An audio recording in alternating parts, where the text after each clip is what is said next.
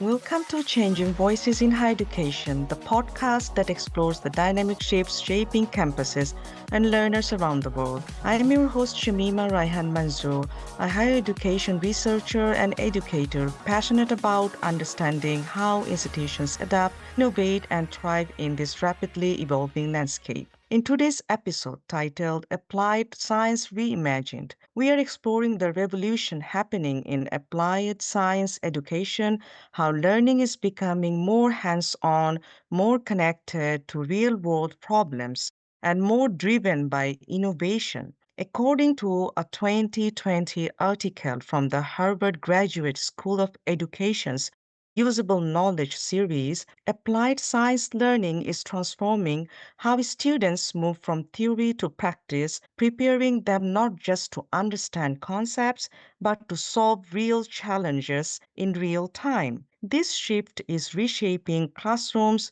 laboratories, and industry partnerships around the world. We also see this transformation happening globally. A March 2025 commentary in University World News highlights how Hong Kong is reshaping its higher education system by introducing universities of applied sciences to complement its traditionally research intensive institutions. Since the launch of the Applied Degree Pilot Program in 2020, Hong Kong has expanded to 55 industry aligned bachelor's programs in fields such as aviation, healthcare, data science, and medical imaging. In 2024, the Hong Kong Metropolitan University became the city's first officially recognized University of Applied Sciences, supported by government funding, accreditation reforms, and generous student subsidies. Whilst social perceptions around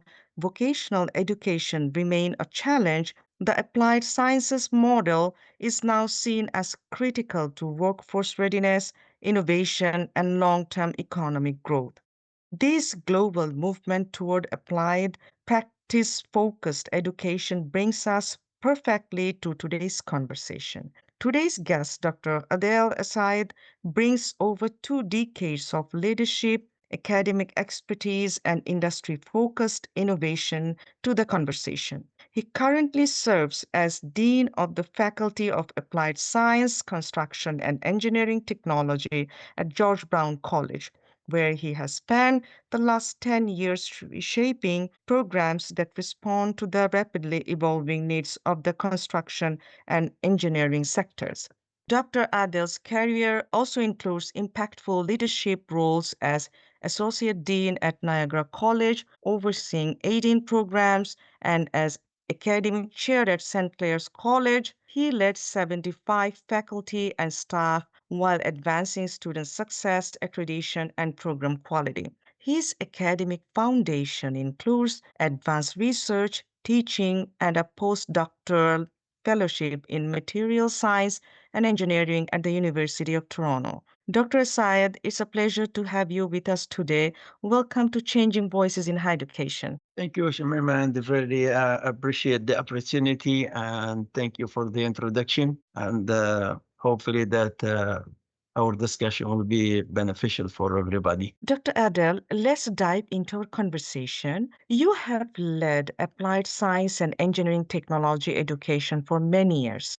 How have you seen the field evolve and what changes do you find more significant? The biggest change is how applied and industry connect the field has become. So today, actually, students they learn through real projects, through research and hands-on technology, which is far beyond the traditional classroom. So we have seen that disciplines blend together as automation, data, and digital tools reshape every area right now. So overall, engineering technology education has shifted from teaching content to developing innovators who can solve real problems from day one. Because people, when they hire, they grad right now, they expect them to do the work immediately. So this is where something that I believe in it, that we should teach our student how to deal with the real projects. And this gives them like confidence. The moment that they know that how to solve this problem, when they go outside, they feel comfortable actually to do the work. And this is one of the changes that we see right now. Students that don't want to sit in a classroom, the traditional classroom, and listening to the teachers for an hour or for an hour and a half, and then end of the day that they have a quiz and they leave. They find this traditional way. I think it becomes that something that we need to overcome it, and we come with the new way that more to motivate the newest generation actually to make them engage. Absolutely. That means the students need to be aware what's happening outside and they really want to get connected when they're learning the courses. Absolutely, absolutely, and this is one of the things that we encourage a student to have good connection with people in industry. And actually, one of the things I see it coming in the future. Actually, the education will be like shared between industry and the educational institutions. I believe when the industry actually involved in program development, this will give the program puts the program in high standard actually, and it will attract student more to the program because they know that the program has been endorsed and has been developed what this company or that company, and especially the big companies, they have good names, and this is what the grads they are looking for. They are looking for after they finish their education, they want to work, they have to get a good job. And to for them to get a good job, they have to do company, they're not gonna hire them to pay them for doing nothing. They have to do some work. And this I believe that we train a student inside the institution on these projects. When they go out, they find themselves ready, just work ready, and they go from the day one, they start to do their work. Absolutely. So, in your experience, what role does technology now play in shaping modern engineering and construction related programs? Actually, technology is really at the core of modern engineering and construction programs. Tools like simulation, like BIM, like VR, like the and automation are not extra nowadays. It's not extra anymore. It becomes essential for the student to learn all these tools. Actually, if we teach them all these tools, all these techniques, it reflects positively on the program and reflects positively actually in the quality of the grad that we produce to the market. So therefore, these skills it becomes essential. Actually, they're not. It's not like something that extra. Oh, well, the student they come and they have to take it. No, it becomes now essential actually. So therefore, like if you look like 20 years, 25 years back. So BIM people, not many people they know about BIM, but nowadays if you see construction, most of the people in construction industry, they prefer the grad to know. They have background about VR, how to use it. They have background about AI as well. AI becomes now is something essential. But we have to teach students how to use it properly, because if it becomes like wide like that and that under no control, it might cause more problems actually. So therefore, it has to be within frame of education where we should teach the student how to use it. Exactly. Many institutions are adopting micro credentials. How do you see micro credentials supporting flexible learning in applied science disciplines? Essential that you micro credentials give learners the flexibility to pick up specific job ready skills quickly, because especially some people who are like on the field but they are not up to date in some areas, but for them to come back to school to go back and for 2 or 3 years it will be very difficult for them to do that. So therefore for them to pick up what is new in the market. So this comes through the micro credential. Micro credentials also important for the student who are still actually the current student in any program. Let's say that I'm interested in like the architecture program, but I need to have more knowledge in BIM. Then I can take the architecture program as my major. Then I can take micro credential in BIM. Can do micro credential in the project management. I can do like micro credential in VR. So this it becomes something that makes the grad job ready, gives them job ready skills. And this is I believe it's something very important. And all the institutions now, they go towards it because they want to make sure that the grad that they're job ready, and people in the industry to upgrade themselves. They can't go back for to stay in the classroom for 3 4 years, but still money companies there, they will come something like that micro credential for their employee because they find it very useful for the person and very useful for the company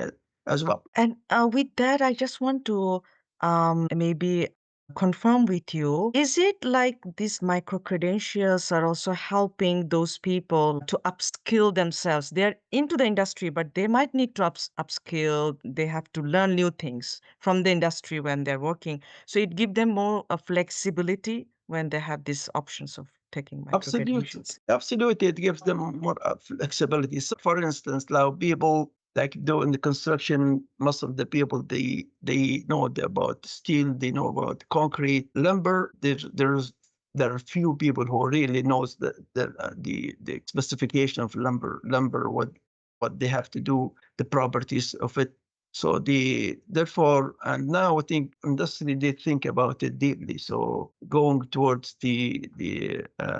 like in George Brown here, we had a new building. It's a lumber lost in the waterfront. We had also designed some micro credentials related to the building. And if you need to learn something specifically about this one, you can take this micro credential again. So therefore, we find it is very, very useful for both for the people to upgrade their skills and those for the current student who wants actually to have major and minor. So, Industry 4.0 is transforming engineering and construction sectors. What skills or competencies do students need most to thrive in this new environment? Yeah, well, students today, they need to the blend of digital fluency and strong problem solving. It becomes very essential.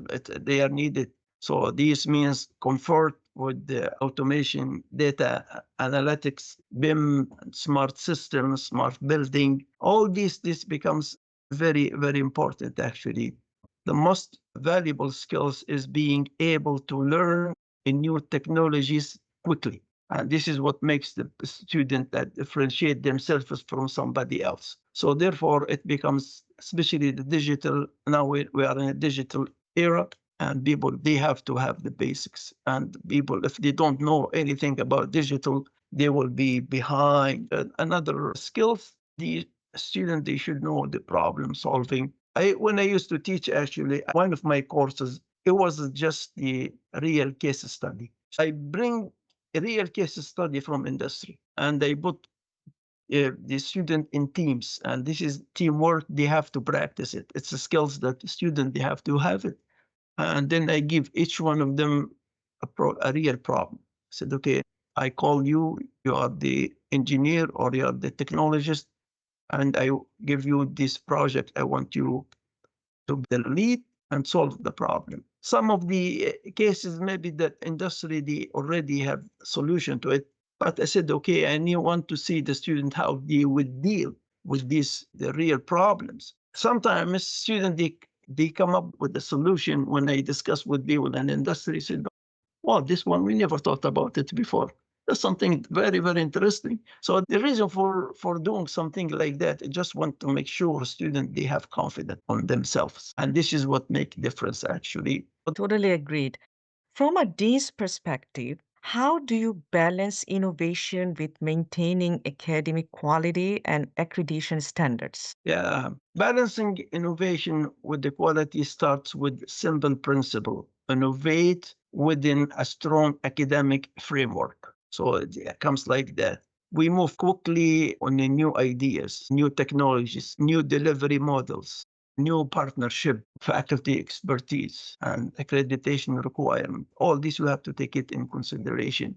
We have to make sure that beside the innovation that we have the quality, because ministry has some requirement for a program, and program to be valid and to be endorsed by industry, by the ministry, then they have to meet some requirement. And I always say that this requirement could be met easily when we involve our industry in our development. Actually, this I see it is very important actually, and we did develop some of programs with big industry, and we met with them, and we say that you put what you want from us, and we can present to you, and then we discuss, and we come to the a point where both of us will be satisfied. We can't lower the quality of the program. This is something that we can't even think about it. And also we need to meet the industry requirement as well. The industry need what they need from us. So, and this comes with collaboration. It comes with partnership. It comes with discussion as well. So having the industry in our the program advisory, it's essential, and that we can't move without their feedback. We can't move without their participation. Absolutely. Have you seen any recent requirements from the ministry which make the accreditation difficult compared to the other programs, or is the same? Well, the accreditation it depends from program to a program. Some like say when we do like degree program, we would love the degree program to be accredited by the engineering association, which referred at the end to be the grad of the engineering program to be recognized by BEng, and they can apply for their BEng and be recognized as engineers as well. And this one, it won't come like simply, but by engaging the BN and have them part of the program development, have them part of the program discussion, and having something like that, this would help because at one point, people outside they think the college different from what they look at the university. I know that our student different from university student, but still that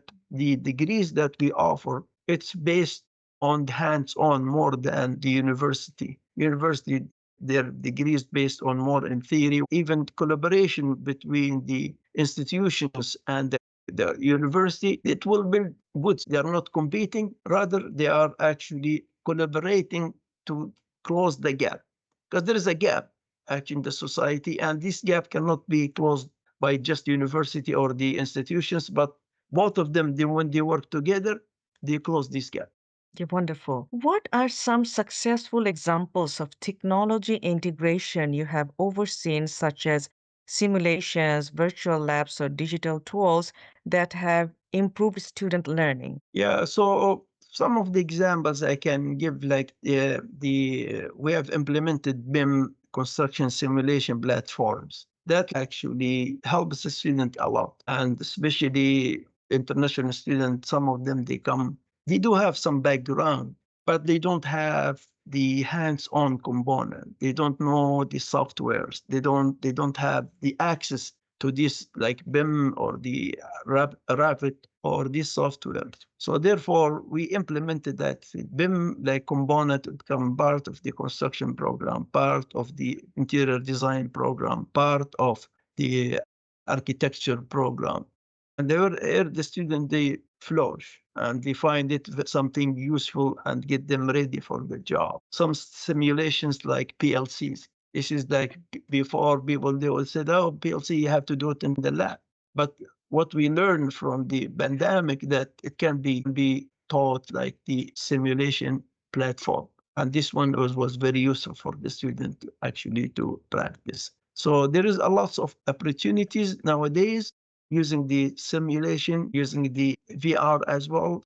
So, applied science programs rely heavily on industry relationships. So, you were talking about it just a while ago. How do you ensure curriculum remains aligned with emerging industry trends? Yeah, as I mentioned earlier, that we rely on active or program advisory committees. It's very important, actually. As I said, regular employer consultation, the real-time feedback from co-op supervisors. When we send our student out for co-op, the supervisor feedback, we take it seriously and we value the feedback from the supervisors. The applied research partners is very essential. So any applied research we do, like in the college or in the institution, it's part of it. We engage our students. We bring the applied research to the classroom. So therefore, when we bring it to the classroom, there's a big opportunity for majority of the student to involve in applied research. I remember when I started in the system, I came from university with strong research background. It reduces the project based learning in the institution here. And the capstone project, and I introduced they enjoy actually doing it. And I remember that two times, like my student and I were interviewed by the Discovery Channel for some of the project that student did. It was encouragement for the student. And I remember my neighbors, I met her on the boat train station. We were talking. She told me, "Oh, I saw you last night in Discovery Channel." I said, Okay, "Oh, wonderful. yeah." Then she told me, we were talking. She told me, "I didn't expect that the college student would do something like that." Then after at the end of the conversation, she said, "Well, definitely now I have no doubt I can send my son to the college, so I'm pretty sure they will learn something new." Yeah. Yeah, absolutely. You have managed large academic teams across several institutions. How do you encourage faculty to adopt new technologies and innovative teaching practice? Yeah, well, actually, first it comes with the I focus more on support, not on pressure, right? So faculty they adopt new technology, and when we talk, when we discuss, when we meet to each other, I said we have to do something that benefit the student. We need our student to be when they go outside, they will be recognized, they will be differentiated from somebody else, and this we cannot do it unless we introduce a new technology. We have to introduce maybe first time, even if we do it first time, it doesn't work, that's fine. But maybe we have to look at why it didn't work. Is this a problem? Then we fix the problem and carry on. But I always encourage like new ideas. I support them like to bring in new ideas and let's try it. Because I still like believe that this traditional way that we were taught actually we need to change it.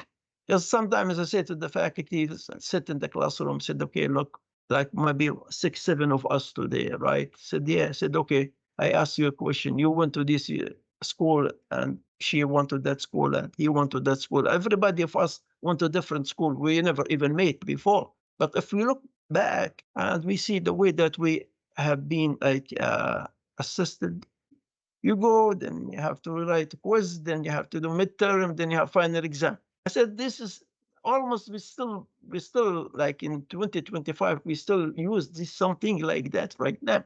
I said that we need to go away from, we have to stay away from this traditional teaching and assessment, student assessment, because I say it can't be, it's not fair to the student that assess the student in 1 or 2 days. But assessment to me should go like gradually every week and week by week, class by class. And here we encourage the students to participate, we encourage the student to show up, and we encourage a student to involve, to be part of their learning as well. So, do you feel yourself as a mentor when you are actually leading your department, or how do you see that things look like when it comes to, bringing that innovation into the classroom, any training? How do you encourage the faculties? Yeah, well, because some faculty they said, okay, I need to change, but I don't know how, right? And this kind of faculty, it's easy because I think we prepare training for the faculty. We have some the classes that faculty they can attend. And especially when the spring summer when their workload is light, so they can go and they can attend these trainings and the workshops. Sometimes we invite the scholars, they come and we talk with the faculty about the new teaching learning method actually. So this way gives this the faculty opportunity to grow themselves as well, not just to put the pressure on them, but they see the benefit of it. And it's the most beautiful of it when if one or two they take the training and they attend the classes, they try to spread the word among the rest of their colleagues. Said, "Oh, why I attend this one? I use it now in my classroom, and I found it very useful." So this is how we encourage them that not by my pressure, but just by encouragement and support. Yeah, that's phenomenal. Although you have mentioned about the use of technology, but still I want to bring up this question that what does an innovative applied science program look like today? Yeah, as I mentioned before, that students work with industry tools like automation, like BIM, like simulation, like AI, while taking authentic projects like research, problem solving challenges. So this interdisciplinary flexibility and consultation refreshes through strong industrial partnership. So in short, it's a program that prepares the student not just for today's job, but for the technologies and opportunities that are in the coming next. Programs are a combination between theory and hands-on and more in hands-on micro-credential. All this, what we bring them together, this gives the strong background to the student. Absolutely.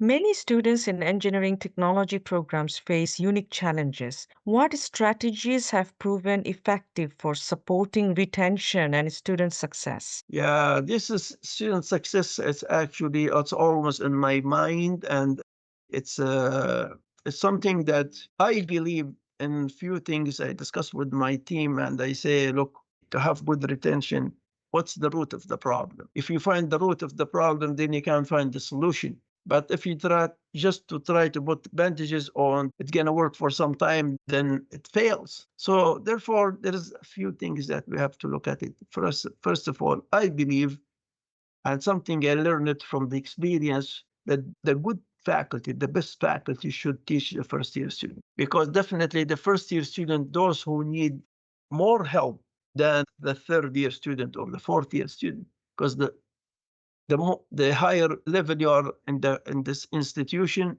the less you depend on the faculty. You can arrange yourself, you can help yourself. Classmate can help. You have lots of resources. Good faculty should teach the first year student. Second, some peer tutoring. I found it very, very useful actually, because students, when they have been tutored by their peer, they are more open and they can ask exactly what the issue that they are facing, why they are not like the subject that they don't understand. They will ask openly questions, because sometimes some students, they shy, they don't ask questions in the classroom, and this is why they stay behind. But when we provide them these facilities, they are more open, and they see students actually, when they start, they start very weak. Then at the end, you find they end up by they having like B or B plus, or some of them even get an A, because of this the peer tutoring that we provided to them. We have to find the solution earlier, because I said we can't leave it until the week 13 or 14 and try to help the student. At that time, it's too late. So therefore, it will be like early allowed.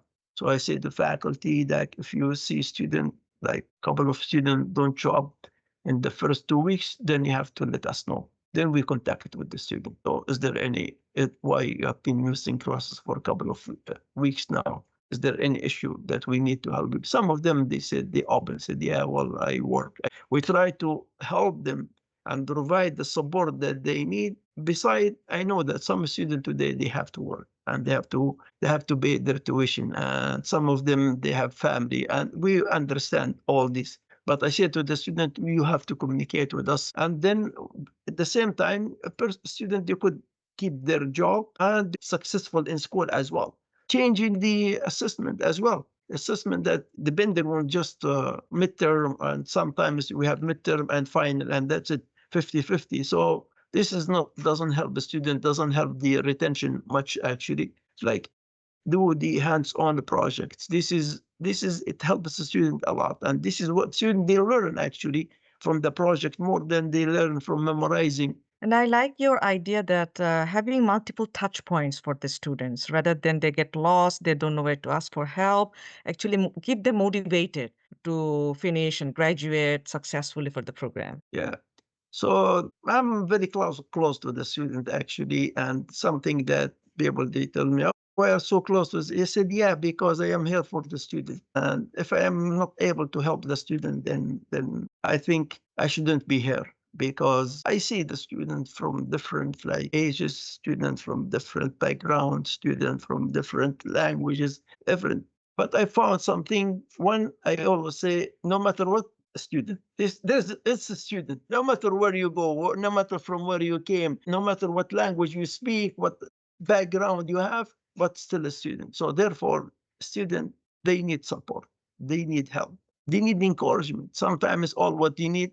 I go in the hallway sometimes. I don't say much. All what I say the student, how are you? How was your day? Why you're not in class now? Oh no, I don't have class. My class is coming later. How did you do last week? If it was like the midterm, how was the midterm? This is a conversation. People they said, but I found it built very good relationship with the student. Then I said, this is the icebreaker because if they have any issue, they would come to you and they will ask you and they need their help. But if you see them and you don't even say hi and don't even pay attention to them, students they won't even feel comfortable coming to you and talk to you. So and I remember one student she emailed me. She said, "Sir, I still remember the first day that you saw me in the hallway and you opened the door for the class for me and you asked me how did the first week of classes go." Said this one it helped me actually and I feel that people are they care about my education.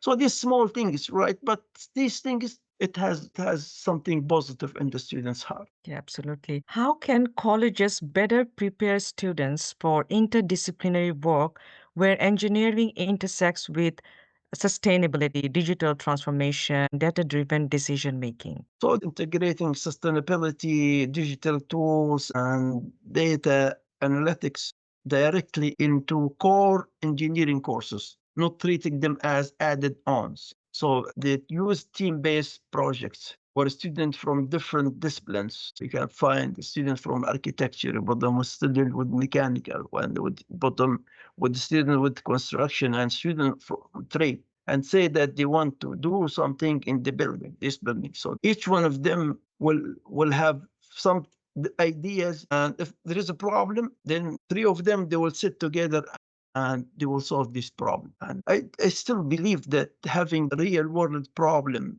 in the classroom it helps a lot, and this is what encourages the student. Most of the time, student they know they have the knowledge, but they still don't have the confidence. Oh, if I do it, maybe wrong. I said, okay, that's fine. Do it. If it's wrong, you learn from your mistake and carry on. It's not a problem. So therefore, this is the collaboration having students from different disciplinary work together in a team and to solve a problem. This will prepare student to work outside the college because if they are able to implement these skills internally, would be able to implement it externally as well. Absolutely. Applied learning has always been a strength in colleges. How is experiential learning evolving with new technologies and changing industry expectations? Yeah, so the experiential learning is become more immersive and more technology driven. Students now use tools like simulation, we said, like VR, like digital twins, the remote labs to practice a skill in realistic environment long before they enter a workplace. So at the same time, the industry expert expects students to work on real challenges. So applied research projects, industry sponsored labs, and multidisciplinary team assignments are becoming the norm. So, in short, if I say the experiential learning is evolving from hands on practice to hands on technology, to, this mirror a real industry workflow. So, this is what people or the student will see after they leave. And if they do it internally, then they will be successful when they leave the college. What opportunities do you see for Canada's post secondary Mm. institutions to lead innovation in global applied science education? Yeah. So yeah, I believe Canada has a huge opportunity to lead by combining strong industry partnership with world-class applied research. So our institution here, we already excel in hands-on technology-driven learning, and we can scale that globally, especially in areas like clean technology, advanced manufacturing, and sustainable construction. So all these together actually will make Canada a place for the international student and the to come because they see this is the where the world is going and this is the real education here in the Canadian institutions. Absolutely. Based on your leadership journey, from faculty member to dean, what advice would you offer emerging academic leaders who want to champion innovation in higher education? My advice is to lead with courtesy, with collaboration, and courage. Stay close to students and faculty. Listen deeply and let data and industry insight guide your decisions.